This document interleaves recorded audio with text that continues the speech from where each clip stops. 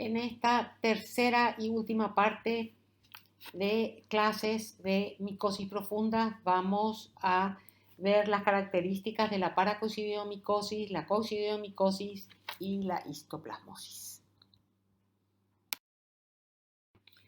Empecemos con la paracoccidiomicosis. Esta es una micosis sistémica producida por el Paracoccidioides brasiliensis.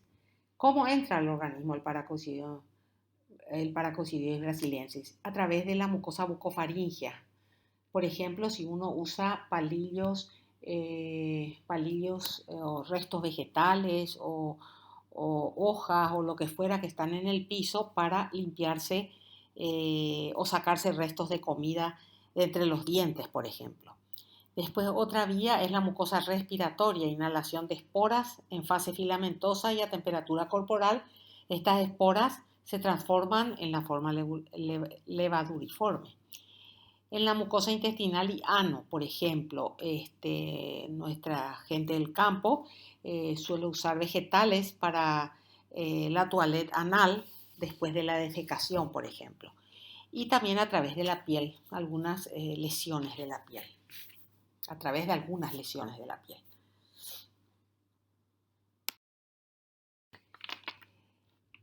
Abunda en las regiones selváticas húmedas. Preferentemente se ven agricultores y por supuesto el sexo masculino más frecuentemente. Acá tenemos un esquema donde nos muestra la frecuencia de esta micosis en América Central y Sudamérica, mostrándome con áreas de color amarillo, las zonas de baja preponderancia, de moderada incidencia con el color naranja y de alta incidencia con el color gris marrón. Fíjense que Paraguay está dentro de la línea de moderada frecuencia.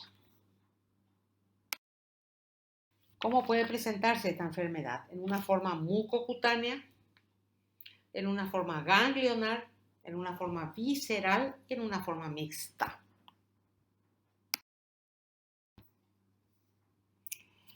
Hay una clasificación basada en datos clínicos e historia natural muy interesante que clasifica la enfermedad como, número 1, paracoccidiomicosis infección. Una positividad intradérmica, ¿verdad? Pero el paciente no tiene lesiones. 2, una paracoccidiomicosis enfermedad progresiva afectando múltiples órganos y sistemas con respuesta humoral pero celular disminuida. Ahí tenemos dos formas, la forma aguda y subaguda y la forma crónica unifocal y multifocal. La forma aguda y subaguda son formas que afectan principalmente el sistema retículo endotelial. Esto se ve en niños y jóvenes, adultos jóvenes y pacientes con HIV. La forma crónica, que puede ser unifocal o multifocal, es una enfermedad sistémica con afectación pulmonar y o extrapulmonar. Esta es la forma que vemos en los adultos y en los ancianos. Entonces, paracoccidiomicosis infección, paracoccidiomicosis enfermedad progresiva y veremos el número, la tercera forma en la siguiente imagen. Y acá tenemos el tercer tipo, paracoccidiomicosis residual latente. Puede ser un hallazgo fortuito en autopsia, el huésped puede tener el parásito, puede haber algún síntoma pulmonar, puede no haber ningún síntoma. En general, no requiere tratamiento y la inmunidad del huésped en estos casos es normal. Acá tenemos las formas agudas y subagudas. Hay poco compromiso pulmonar y de mucosa. Lo que se observa es lesión de piel y hepatosplenomegalia y ganglios. Poco compromiso pulmonar y mucoso. Las lesiones son de piel entonces. Y hay afectación de hígado, de vaso y también afectación ganglionar.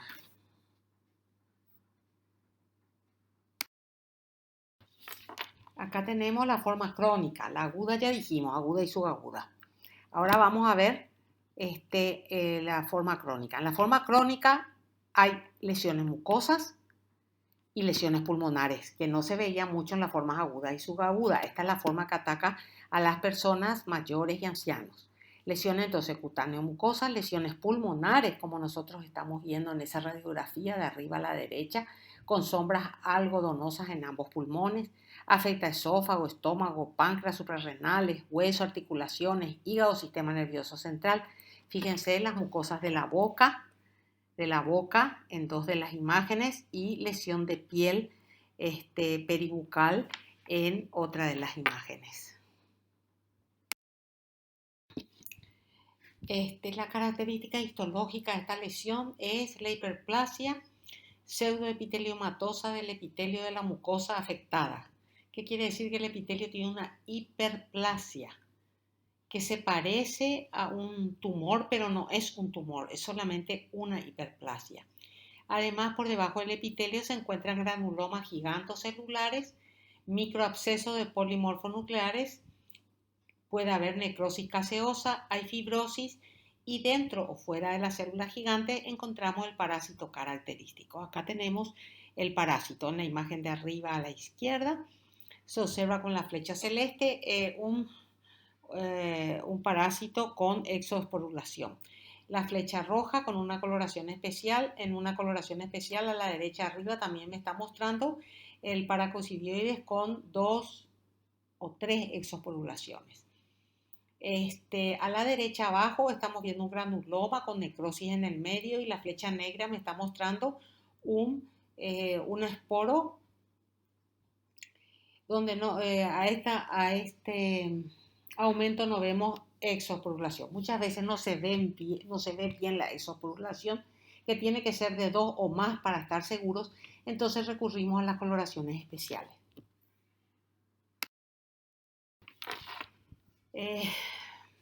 Acá, por ejemplo, tenemos una radiografía torácica donde vemos una infiltración de ambos pulmones por imágenes algodonosas. Esto podría ser una tuberculosis también, ¿verdad?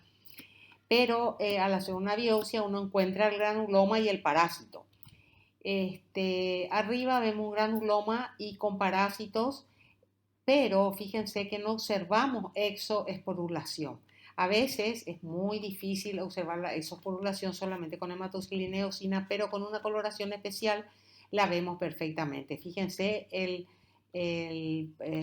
paracosidioides con las exosporulaciones, dando el aspecto de timón de marino que vemos en la imagen de la derecha abajo. Esta es una hermosa imagen donde se ve un granuloma, se ve una célula gigante y dentro de la célula gigante multinucleada, miren la flecha, me está indicando un típico paracosidioides con la exosporulación. Hay otras células gigantes y hay otros parásitos extracelularmente.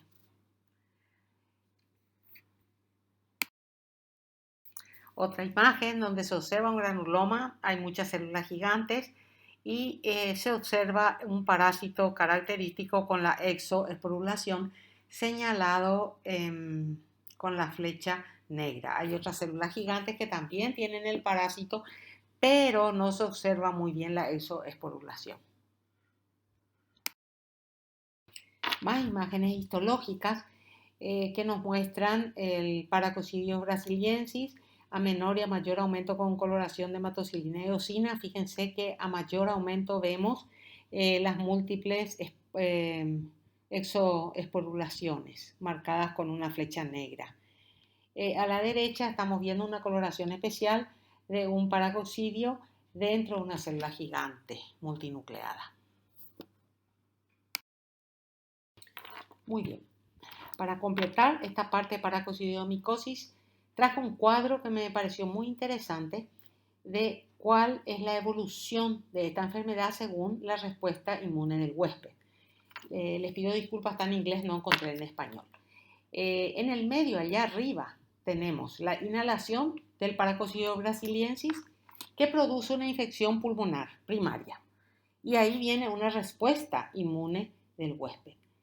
Veamos ahora la parte de nuestro esquema que está marcada con la flecha roja.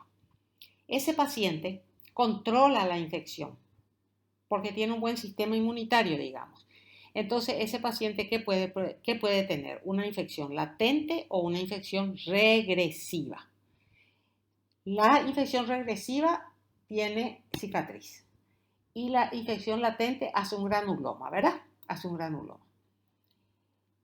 Tanto el granuloma como la cicatriz pueden o no quedarse con hongos viables, o sea que están vivitos y coleantes los hongos, tanto en el granuloma como en la cicatriz.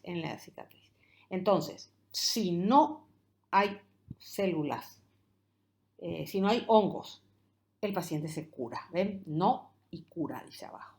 Y si se quedan hongos latentes, yes, entonces puede haber una potencial reactivación. ¿Ok? Esa sería una forma residual con latente, pero hongos presentes, o sea que están vivos, con hongos vivos. Vayamos al lado derecho de nuestro esquema donde está la flecha amarilla. Este individuo que inhaló el Bacillus brasiliensis tiene una incapacidad inmune para controlar la infección, entonces ¿qué va a tener? Una enfermedad progresiva. Acá varía más o menos de acuerdo a la edad del paciente, si el paciente tiene más de 30 años de edad o si el paciente tiene menos de 30 años de edad o es un inmunosuprimido. Si el paciente tiene más de 30 años de edad, va a ir a una forma progresiva crónica. ¿Sí? Y si el paciente tiene menos de 30 años de edad o es inmunosuprimido, va a ser la forma aguda o la forma progresiva aguda subaguda que estuvimos viendo. Estas dos, tanto la crónica como la aguda subaguda formas, reciben tratamiento. Si este tratamiento es bueno, el paciente está bajo control, la enfermedad está bajo control, pero si esto no es tratado, mal diagnosticado, etc., el paciente puede ir a la muerte. La coccidiomicosis es otra micosis profunda bastante interesante de analizar. Es una infección micótica crónica necrotizante que clínica y patológicamente es idéntica a la tuberculosis. Está producida por el Coccidioides immitis y en el tejido el coccidioides se ve como esférulas o esporangios de 20 a 60 micras llenas de endosporos de 1 a 5 micras, como estamos viendo en la imagen de la izquierda. ¿Cómo se adquiere esto? Por inhalación de esporos que se encuentran en el suelo. En cuanto a la epidemiología, podemos decir que este parásito crece en zonas específicas como desiertos semiáridos con suelos alcalinos, donde hay estaciones secas de varios meses seguidas por lluvias intermitentes sin heladas. Las esporas viajan por aire y por agua. No hay transmisión de persona a persona y ambos sexos son afectados por igual.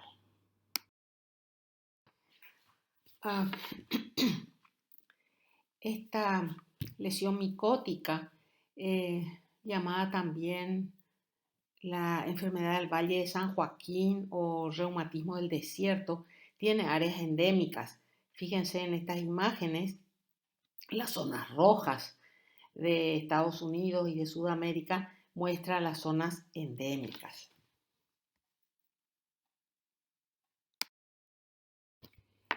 La inhalación de esporas produce una infección que en el 60 al 90% de los casos se cura espontáneamente, sin ningún tratamiento. Pero cuando hay factores genéticos, raciales, enfermedades como el SIDA, uso de corticoides, puede haber una evolución a enfermedad sistémica diseminada. ¿Cuáles son las formas clínicas de esta enfermedad? Tenemos primero la coccidiomicosis primaria, que es la que se presenta 1 a 3 semanas del contacto con el parásito. Es una enfermedad leve que desaparece sin necesidad de tratamiento, o sea, es autodelimitada. Puede afectar pulmones en forma asintomática o sintomática, o sea, el paciente no se da cuenta que tienen algo pulmonar, puede pasar como una gripe simple que cura sola y nunca se sospecha de la presencia de una coccidiomicosis, a no ser que después de esto se haga un test de coccidioidina que dará positivo. O puede ser más sintomática, con signos también de gripe, pero mucho más llamativos. Los pulmones pueden presentar lesiones algodonosas, pequeñas, grandes, aspectos neumónicos, etc. También la coccidiomicosis primaria puede afectar en la piel en forma primaria, lo cual es muy raro. Después tenemos la coccidiomicosis secundaria.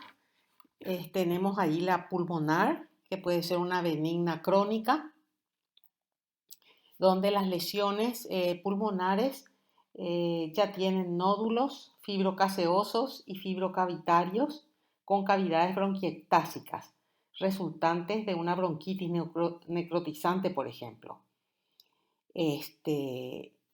Pero esto puede curarse y dejar esas lesiones patentes tanto en el aspecto radiológico como anatomopatológico. O si no, esta coccidiomicosis secundaria puede ser progresiva. ¿En quiénes se ve esto? En pacientes inmunosuprimidos, pacientes trasplantados, pacientes con VIH, diabéticos, etcétera, etcétera. Y esta coccidiomicosis secundaria pulmonar puede producir una diseminación multisistémica. Esa diseminación es muy rara, el 1% de los casos nomás se ve, y puede ser a meninges, a piel, o sea, la lesión de piel generalmente es por diseminación secundaria, más que una lesión de piel primaria, como decíamos. Entonces puede afectar meninges, puede afectar piel en forma generalizada o cualquier órgano del organismo.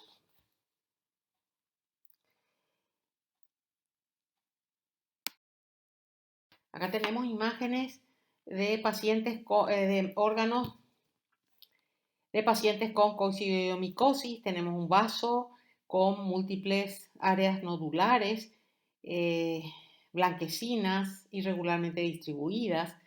Fíjense el pulmón con una zona grande, nodular, blanquecina, de límites más o menos netos. También tenemos una radiografía donde nos muestran ambos pulmones imágenes radiológicas algodonosas de tipo bronconeumónico.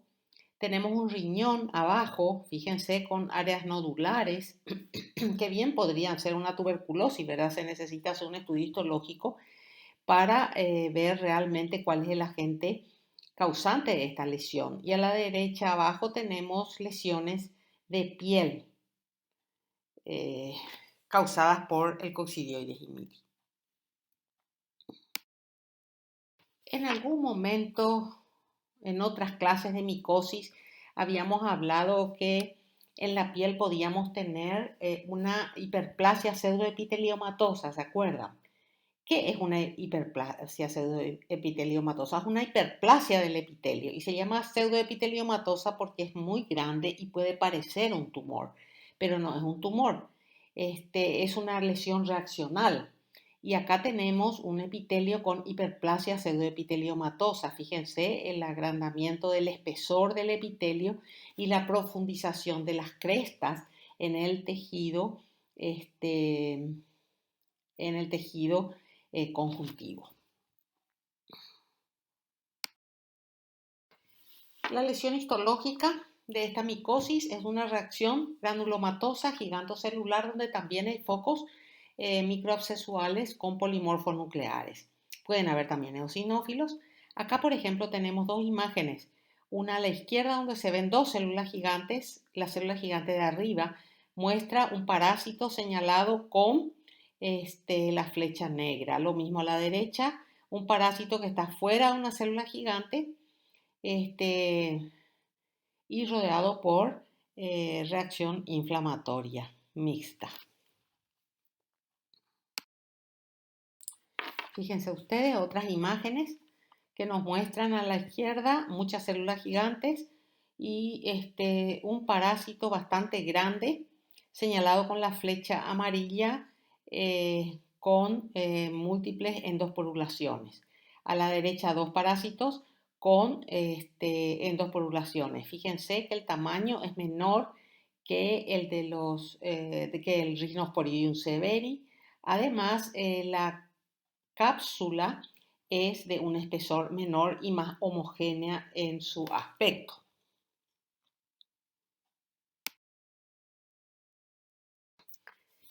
Acá tenemos 3 imágenes. Fíjense las imágenes de abajo.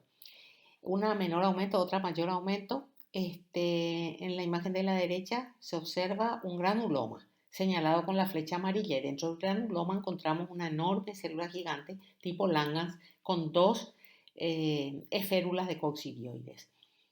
A la izquierda hay un mayor aumento de un granuloma y la flecha acá me está señalando la célula gigante. Y dentro de la célula gigante encontramos esférulas de coccidioides en diferentes estadios de maduración. Eso es lo que les quería decir, que estas esférulas de coccidioides nosotros podemos ver en diferentes estadios de diferenciación, más grandes, más pequeñas en un corte histológico. Arriba estamos viendo las esférulas de diferentes tamaños. Asimismo podemos ver en los cortes histológicos, más grandes y más pequeñas, de acuerdo a las áreas que estemos examinando. Y esta es nuestra última imagen de este parásito. Fíjense que bien se ve, uno grande, ¿verdad? Más evolucionado, abajo a la izquierda, otro más pequeño, arriba, el más grande ya abierto, roto y expulsando sus endosporos. Fíjense que la pared de estas esférulas es mucho más fina que la pared de las esférulas del Rhinosporidium severi. Y para terminar esta sesión de micosis de esta clase número 3, sobre el tema vamos a ver algunas características de la histoplasmosis. Acá tenemos un esquemita de lo que es la histoplasmosis, que es una micosis profunda que es producida, fíjense a la izquierda de nuestro esquema, por el Histoplasma capsulatum. El Histoplasma capsulatum es un hongo dimórfico que fue descubierto en Panamá en el año 1905 por Samuel Taylor Darling y que habita en los suelos húmedos ricos en materia orgánica y que está distribuido por toda América.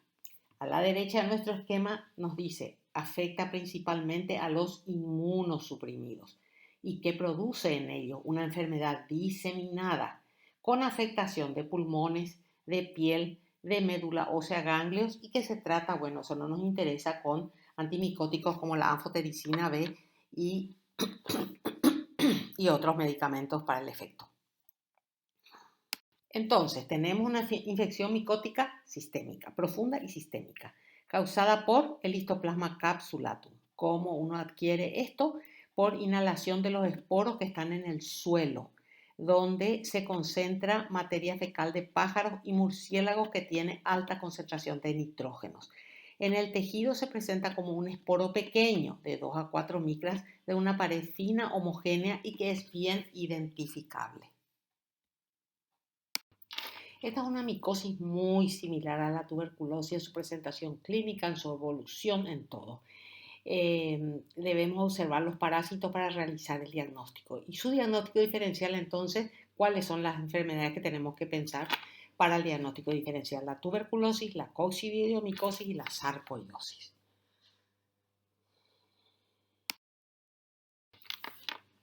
¿Cuáles son sus formas clínicas? Acá debemos acordarnos de la tuberculosis, porque tiene las mismas características, igualito. Una histoplasmosis pulmonar aguda, autodelimitada como primoinfección que puede pasar totalmente desapercibida después de 3 a 17 días de la aspiración de los hongos.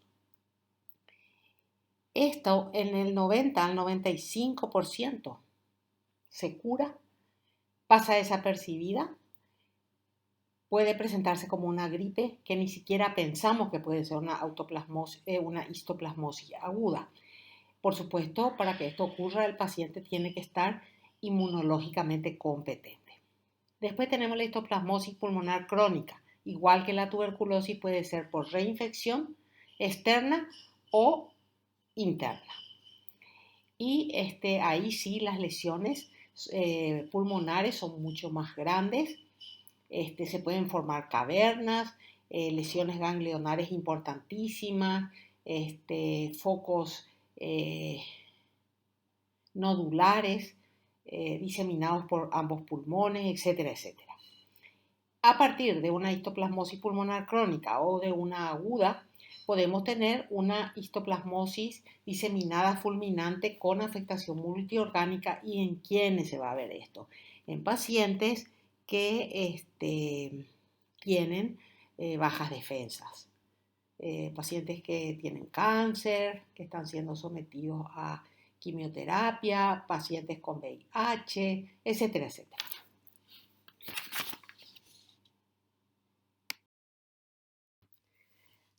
Acá tenemos dos imágenes, una radiografía pulmonar antero-posterior que nos muestra a los pulmones con múltiples nódulos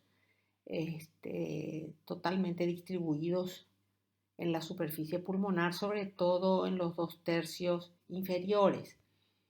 Esto podría ser también una tuberculosis pulmonar, por lo tanto, como les decía, lo más importante en los diagnósticos diferenciales de estas micosis es hacer una biopsia y, por supuesto, encontrar el parásito.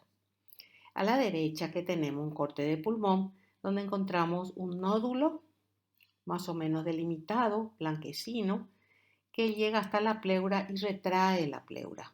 También es una histoplasmosis. ¿Qué observamos en estas imágenes? Un paciente con una histoplasmosis cutánea. A la derecha estamos viendo acúmulos de los parásitos, uno de ellos, el mayor, señalado con una flecha amarilla. Fíjense, el parásito es una levadura que mide de 1 a 3 micras de diámetro, que tiene un halo claro perinuclear y una pared muy fina que no tiene doble contorno. Y a la izquierda abajo vemos una coloración especial donde se observa perfectamente las membranas sin doble contorno del parásito. Otro corte histológico donde las flechas negras me están señalando los parásitos. Se dan cuenta que están en acúmulo, a veces están sueltos, pero en general están en acúmulo, son pequeñitos, ¿ven? Con un halo perinuclear y una fina membrana. Estamos viendo acá, en esta imagen, células del sistema retículo endotelial llenas de parásitos con las características que estuvimos describiendo en las láminas anteriores. Acá tenemos nuestra última lámina de la clase de hoy, donde se observa señalado por una flecha amarilla un acúmulo de parásitos con las características que ustedes ya conocen y que estuvimos describiendo. Y con esta clase terminamos nuestro ciclo de micosis profundas. Muchas gracias.